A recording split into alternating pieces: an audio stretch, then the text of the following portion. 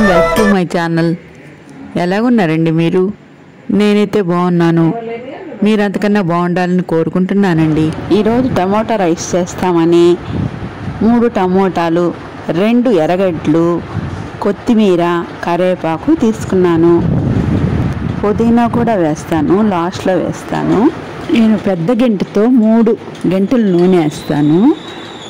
నూనె కాగిన తర్వాత ఎర్రగడ్డ ముక్కలు వేస్తాను. నేను 2 పెద్ద ఎర్రగడ్డలు కోసుకున్నాను కదా, అవి వేస్తున్నాను. ఇవి కొంచెం వేగనిచ్చి అల్లం వెల్లుల్లి పేస్ట్ వేస్తాను. 1 స్పూను వేస్తాను అల్లం వెల్లుల్లి పేస్టు. ఇలా టమోటా రైస్ చేసుకుంటే చాలా బాగుంటుందండి. మనకున్న వస్తువులతోనే చేసుకోవచ్చు. అవి కావాలా ఇవి కావాలా హంగామా ఏం పడలేదండి. నేనైతే అల్లం వెల్లుల్లి పేస్ట్ 1 స్పూన్ వేసాను. ఇంట్లో దొరికే వస్తువులతోనే ఉన్నంతలోనే టేస్ట్గా చేసుకోవచ్చండి.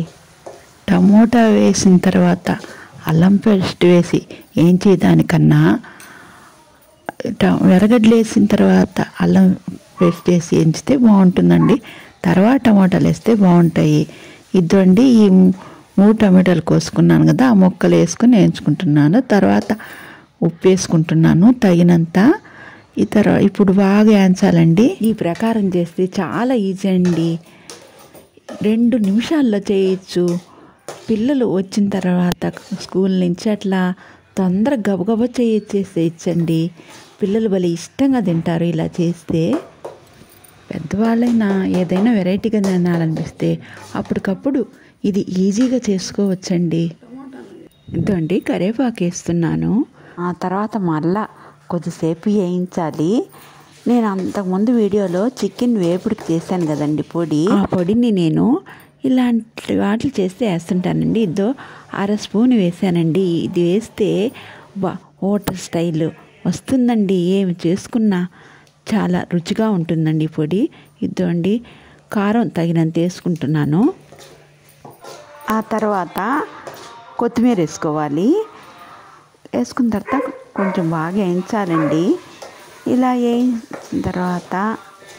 వేయించిన తర్వాత కొంచెం గరం మసాలా వేసుకుంటే చాలండి. టేస్ట్ సూపర్గా వచ్చేస్తుందండి. ఇది చూడండి గరం మసాలా వేస్తున్నాను. ఆ తర్వాత వండిన అన్నాన్ని పొడి పొడిగా చేసుకొని ఈ గ్రేవీలో కలిపేస్తాను సన్న మంట మీద. అన్నము పొళ్ళుగా వండుకోవాలండి. అలా వండుకుంటేనే బాగుంటుంది. ఈ గ్రేవీకి తగినంతే అన్నం వేయాలండి. ఎక్కువ అన్నం వేస్తే చూసేదానికి తెల్లగా ఉంటుంది, బాగుండదు. అలాగే టేస్ట్ కూడా బాగుండదండి. దీనికి తగినట్టే అన్నం వేయాలండి. లాస్ట్లో పుదీనా వేసి కొద్దిసేపు సన్న సెగ మీద కానీ వేయించితే బాగుంటుందండి. ఇలా చేసి ఒక్కసారి ట్రై చేయండి. ఎంత బాగుందో మీకే తెలుస్తుంది. నేను పెళ్ళి పోయేసి వచ్చానండి. గబగబా ఇదైతే అయిపోతుందని చేసేస్తున్నానండి. 2 నిమిషాలు పట్టిందండి. నాకైతే ఎంతో టైం పట్టలేదు. మీరు ఇలా చేసుకోండి. ఎప్పుడైనా టైం తొందరగా అయిపోవాలంటే ఇలా చేసుకుంటే ఈజీగా అయిపోతుందండి. ఇదండి ఎంత బాగా వచ్చిందో చూడండి. దీంట్లోకి నేను పెరుగు చట్నీ చేసుకున్నా, కోడిగుడ్డు అట్టేసి ఇచ్చేసానండి. ఇలా చేసే వాళ్ళకి ఈజీగా ఉంటుంది, అలాగే టేస్టీగా తినే వాళ్ళకి ఉంటుందండి.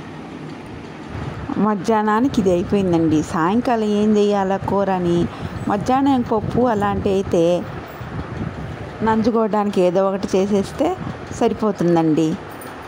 ఇప్పుడు రాత్రికి ఏం చేద్దామా అని మా ఇంట్లో అయితే రసము వడ చేస్తే రసంలోకి నంచుకోను చాలా ఇష్టంగా తింటారండి. అందుకని నేను రాత్రికి రసం పెట్టేసేసి వడ చేస్తున్నానండి. రసం అన్నంలోకి బంగారం కలర్ వచ్చేదాకా వేయించితే చాలండి. రసం అన్నంలోకి ఇలాగ చేసుకుంటేనే బాగుంటుంది. మామూలుగా అయితే ఇంకా కొంచెం వేయించుకుంటే బాగుంటాయి. రసంలోకి అయితే ఇలాగే వేయించుకోవాలండి. రసం అన్నంలోకి ఈ వడ కాంబినేషన్ చాలా చాలా బాగుంటుందండి. వడలో చట్నీ వేసుకున్నా, కారం వేసుకున్నా, ఇతరత్ర ఏం వేసుకున్నా ఈ రసంలోకి తిన్నా వడ కాంబినేషను టేస్టు దాంట్లో రాదండి ఈ టేస్టు. ఒక్కసారి ట్రై చేసి చూడండి, మీకే తెలుస్తుంది. ఇంకో ట్రిప్ కూడా వడలేసి తీస్తున్నాను. చూసారా వడలు బాగా కాలాయో బంగారం కళ్ళల్లో. ఈరోజు అయితే రాత్రిటప్పుడు చేశాను, కానీ మామూలుగా అయితే నేను ఒక్కోసారి టిఫిన్లకి ఇలాగే చేస్తానండి. మా ఇంట్లో భలే ఇష్టంగా తింటారని చెప్పాను కదా అండి. వేడి వేడి రసము, వేడి వేడి అన్నము, వేడి వేడి వడలు, అబ్బా ఏముంటుందండి. చూస్తుంటేనే నోరు వస్తున్నది కదా, చూస్తుంటేనే ఇలా ఉంది కదా, తింటుంటే ఇంకా ఎలా ఉంటుందో మరి మీరు చెప్పగలరా? నా కామెంట్స్లో చెప్పండి ఎలా ఉంటుందో. ఈ రోజుకైతే ఇంతేనండి. మరో మంచి వీడియోతో కలుస్తానండి. ఈ వీడియో నచ్చితే లైక్ చేయండి, అలాగే సబ్స్క్రైబ్ చేసుకోండి, అలాగే షేర్ చేయండి.